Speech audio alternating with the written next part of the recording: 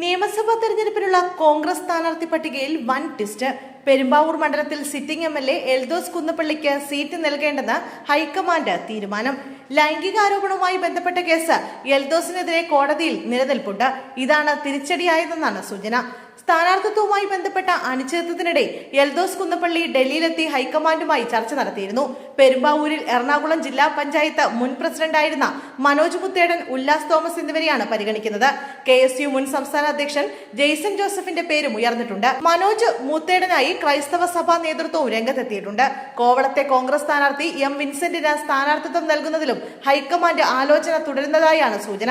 എൽദോസ് കുന്നപ്പള്ളി ശാരീരികമായി ഉപദ്രവിച്ചെന്ന് ചൂണ്ടിക്കാട്ടി യുവതി 2 വർഷം മുമ്പ് നൽകിയ പരാതിയിലാണ് തെരഞ്ഞെടുപ്പിന് തൊട്ടുമുമ്പ് കോൺഗ്രസിലെ ഒരു വിഭാഗം നേതാക്കൾ ഉയർത്തിക്കാട്ടുന്നത്.